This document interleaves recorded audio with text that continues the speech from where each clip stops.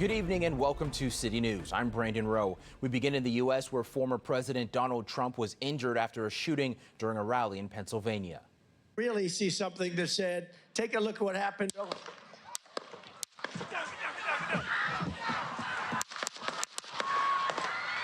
You can see in the video President Trump ducking down the moment shots are fired during a rally in Pennsylvania. The 45th president was quickly escorted off the stage moments after the incident began, but not before getting up and raising a fist with blood streaming down his face and the crowd cheering him on. In a statement, Trump says a bullet hit the upper part of his right ear. The Secret Service confirms one rally attendee is dead and two others are critically injured.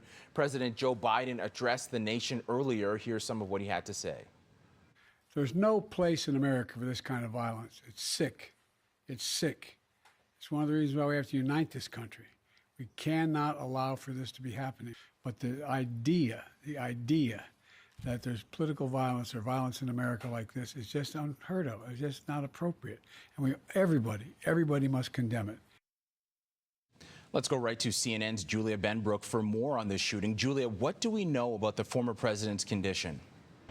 So we are hearing from the former president himself. He went to social media after this trip to a local medical facility. His spokesperson said he was fine, was at this medical facility, and then we saw Trump post on Truth Social. And here's part of what he said. He said, quote, "I was shot with a bullet that pierced the upper part of my right ear. I knew immediately that something was wrong in that I heard a whizzing sound, shots, and immediately felt the bullet ripping through my skin. Much bleeding took place, so I realized then what was happening.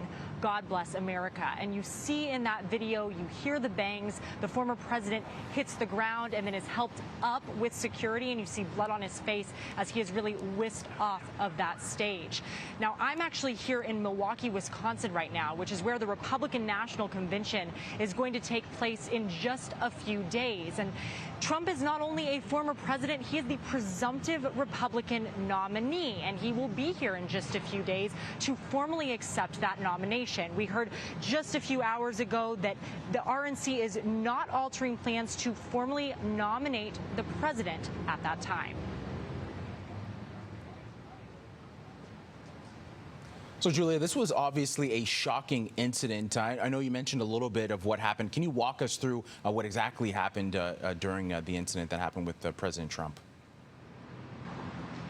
And there's so much to piece together here. We are getting updates every moment. But one of the most recent updates is that according to some law enforcement officials, that this shooter was actually outside of the venue. We know that the shooter was killed by Secret Service. We also know that at least one attendee at this rally was killed during the incident. Trump had that blood on his face. We're starting to see pictures of that with him raising his fist as he's leaving. But going to be piecing this together for days, I believe. He went to a medical facility. His team says he's fine. We got that statement from the former president as well.